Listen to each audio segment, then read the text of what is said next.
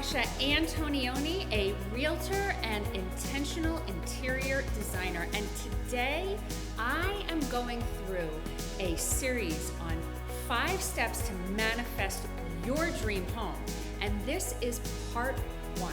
It's all about getting clear. So let's begin. How can you attract your dream home? Is there even a way to attract your dream home? Well, yes, there is a way. I've done it and it works, but it may not show up in exactly the way that you imagined. It consists of 5 steps, but let me share my story of how I did it before we get into those 5 steps. So, I was living in Napa, I was a realtor, and I was showing beautiful homes. We didn't know if we were going to be staying in Napa for the long haul. And so it was about committing to it. Like, did we want to stay here? So we made the decision, yes, this is where we want to be. And we started visioning that dream home. Now, my husband is an architect, and I do interiors and am a realtor. So we really got into this exercise. We started saving images and we had a vision board in our home, which is basically a client project board. So we had a vision board, which is what you will use, but what architects and designers use is a client project board, which we had a wall in our home.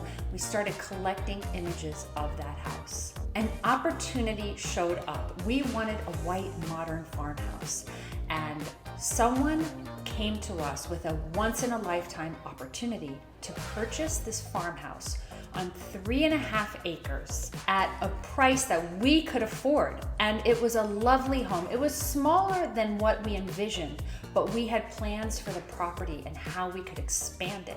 It also had a little tiny 400 square foot Airbnb house that was generating as much as our 5-bedroom house with a pool in Austin was generating. So it was really an opportunity to set us up where we were doubling our passive income while we purchased this home with incredible views, by the way, and we would be able to work on this home to make it the dream home that we were looking for. Wow. So let's break down the steps that got us there, and I'll finish the rest of that story as we go. Number 1, get clear. Now, it's more than just a visual clarity that I'm talking about here. It's about getting into the why of why you want this house. How is it going to serve your life?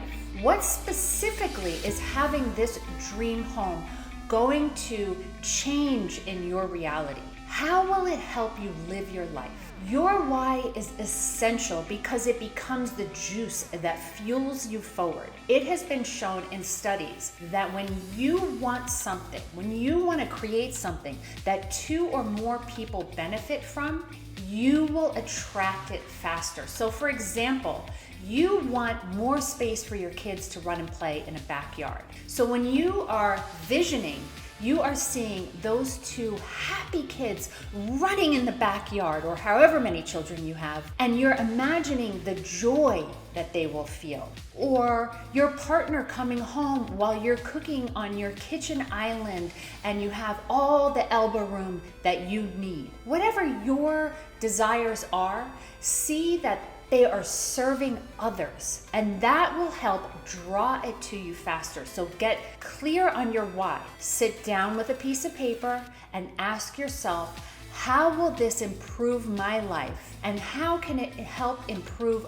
others' lives as well? Next up on getting clear is creating the vision. So at this point, you want to start to collect images. If you can create this vision board and you have someone that you're working with on this future home, doing it together is so powerful because both of you are creating that shared vision together. There's Canva also. So Canva has all these amazing templates. They also have incredible photos that you can pull. And so it gives you a tool to really start to vision that future home for yourself and your family if you have a family. You want to create a place where your vision can come to life visually.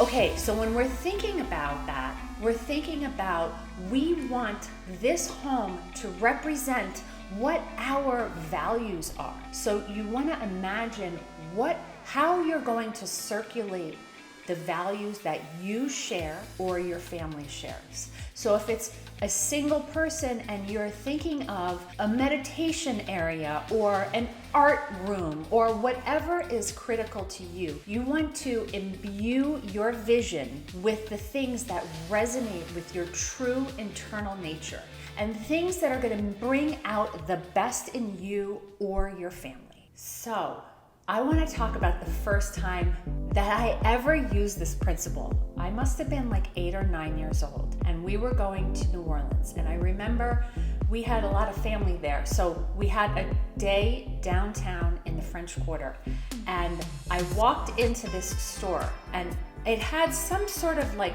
Buddha-like thing, and it said, "Make your wish on this card and your wish will come true on this day." Now, for some reason, I was little, full of imagination. I believed this with all my soul. So this girl, Jennifer, at school, who, it's funny, her dad was a modern home builder, and it was like one of the only modern homes in Long Island, the area that I lived in anyway, and their life looked like the life that I wanted to have one day. It was very starkly different from my own life, and I wanted to have a life like theirs. Beautiful house, she had everything she wanted clothing wise. We were a bit more humble in the lifestyle that we had, and she got this big emerald cut ruby ring.